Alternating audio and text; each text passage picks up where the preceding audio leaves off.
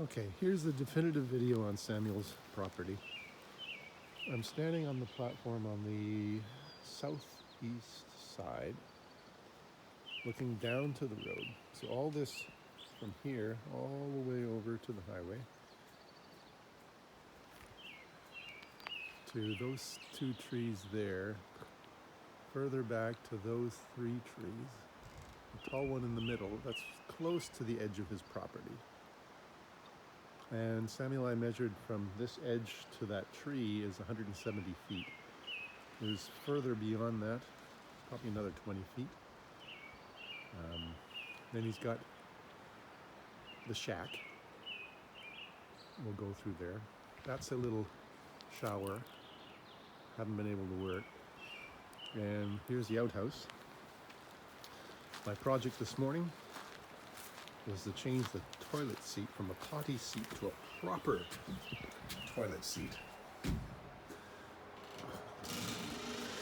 We have to cut this aluminum to keep it from splashing things.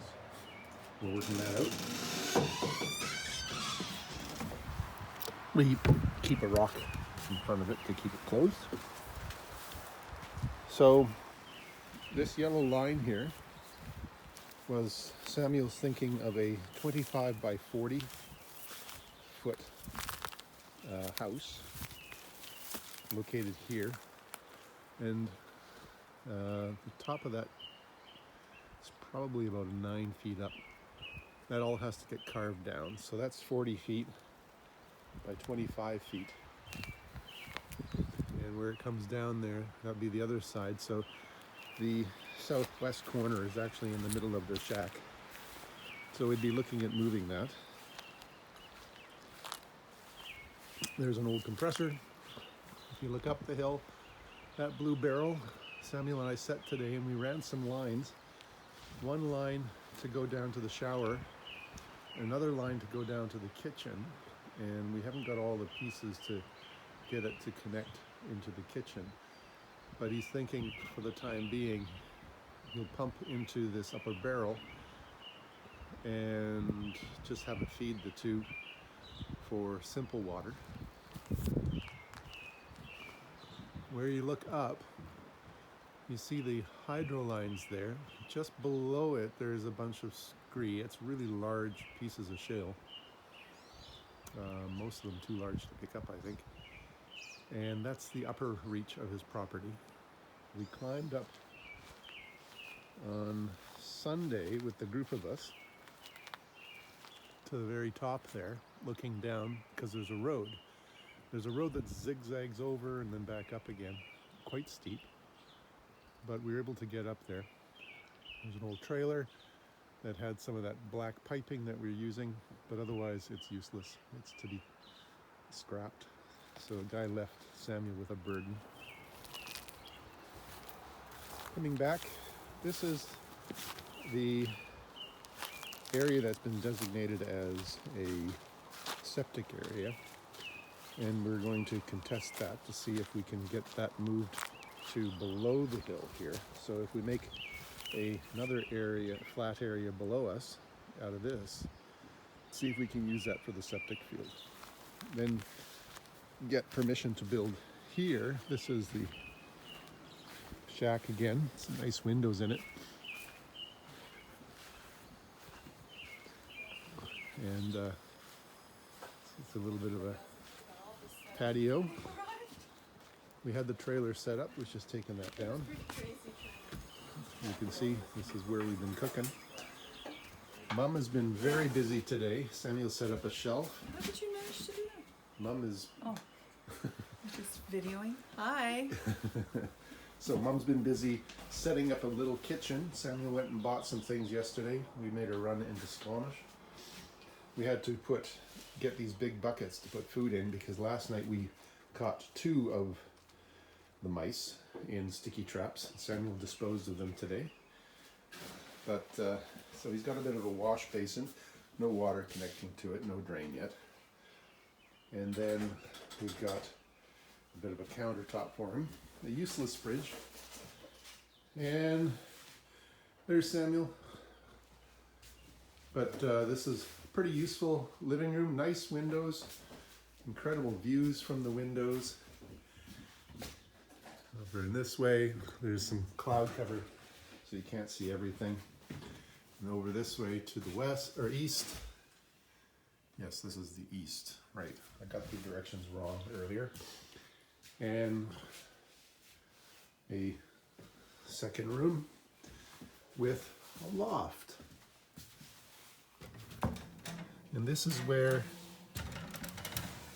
Caleb and family slept the other day, or over the weekend. So it's a good sized loft, but it needs shielding. You have to put up some boards because mice are in the plastic and they're coming out.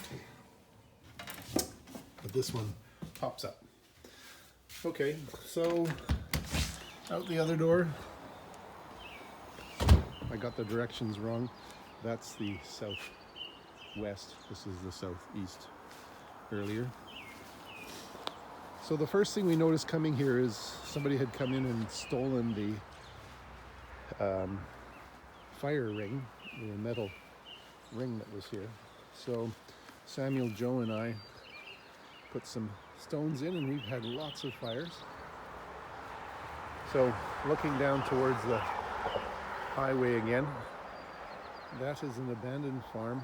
Evidently it was sold a couple of years ago to some Chinese investors who are trying to flip it with double the price, and there's nobody living there, so things are just collapsing. This is a lower area here. So this is the build area. Oh, by the way, that first little building they've designated as a, in quotes, sauna, and the one behind it a chicken coop. So, But this is the lower area, and this is the designated building that they've put in the plans. But we're going to try to contest that and see if we can move things over. That was the greenhouse, but it was so ugly, Samuel and I tore it down. And he's going to get a chainsaw and start burning all that. But you can see here how lower it is. So probably 10 feet below that floor line, that ground line above us. So all of this, we're thinking, is we can fill this in to the same incline as this, and that'll make a much larger build area. And I'm still going downhill a little bit. This trench was put in to catch any stones when they were making the upper section. And there's another trench that goes down here for catching stones. That way nothing runs on the highway when they're excavating. So if we can flatten this out, we're wondering if we can use that as a septic field. And then that would leave us more than 170 feet of length to build whatever he wants. So the main house would be over there. We're thinking of dragging the shack over here when we start doing the build so that we'd have a place to live during the build. These buildings will go, and yeah, we'll see what happens there. Okay, I'm gonna go back up. It's amazing. We've been looking at these trees and saying, this is Samuel's tree. He owns this land. Hope you can see that wall, the mountain behind us. Beautiful to look at. Okay, so this is at the shack, and then there's a road that inclines up. You can't see the height, but it's probably 15 to 20 feet higher than the main level. So here's the sauna and chicken coop in our hammock. I picked all these weeds today and cleared this section here. What we're thinking is if he can excavate space over here for the house, take some of this soil here, push it behind the house, and flatten this out a little bit here, so that The basement would be down on this main level, and the first floor would start up here, and so you'd be able to drive up to the first floor and have the main entrance at the back of the house. As the house comes out, there'll be a wraparound, an 8-foot wraparound balcony around the whole thing, which would allow for walking straight out onto the balcony from this level. And then the views, you'll have the views in the patio there. The guest suite will be in the basement, and then he'll have a deck or a patio made out of these shale stones up the hill will set in. And then I'll continue walking up the hill. This is where we've parked. We went and bought a blue 100-foot garden hose, thinking it would be enough, but really didn't know our dimensions quite then. But it runs here. This is some hardy board that the guy had left, covered up in plastic. And here's the well. It's a good well. And so right now, if I'm to fill our water bucket, it takes me about 10 minutes of pumping. And that's exhausting. We got a short one we bought as well, so that if we're filling the water bucket up here, we can just disconnect the hose, hook this one up. So his property line runs out towards the neighbor. That's where the neighbor has his well. Okay. I tried to visit the neighbor today to ask him questions, but he wasn't in. His name is Phil, and his wife Jackie, and their son Sandon, newborn, 5 weeks. Okay. So this is the shared lane with everybody, and it runs down into Lot A, goes to the far side, the far east side of Lot A, then cuts down towards the highway. There's a gate there that says private, do not trespass, manual gate. So we have to close it, open and close every time we come in. He's got a couple of containers here. He's going to be making a shop, he said. And he's got a couple of containers lined up over here that he's going to turn into a guest home. He's also got a little further down, he's got a fifth wheel, and then down below that he's got a small shack. Hydro came in recently and cleared all the land. You can't see it well with this camera, but as I walk out here, this goes down about 10 feet, and it's about 40 feet wide. So why the engineer says things are safe here, and even safer over on the side we want to build, which is the septic side, according to Vancouver Coastal Health Authority, is if anything slides down here, it gets caught in this lower area, which is under the hydro lines. And the road is protection. So the road from Samuels, okay, so here's the road from Samuels goes up towards lots C and D. Now lot C is an electrician from Whistler Blackcomb named Rob, who I think just uses this for a hobby area. And so he's just got a bunch of junk parked on it. Unfortunate. If Samuel builds a proper home, he'll be sitting next to a junkyard. But you can see here now, we're over top the house. And so this will be about the height of Samuel's home. He's thinking of a basement, 9-foot basement, with a first floor that had 8 feet on the back, 14 feet on the front, and one long incline. So it will have the front wall facing south, almost all windows, and a possibility of adding a small loft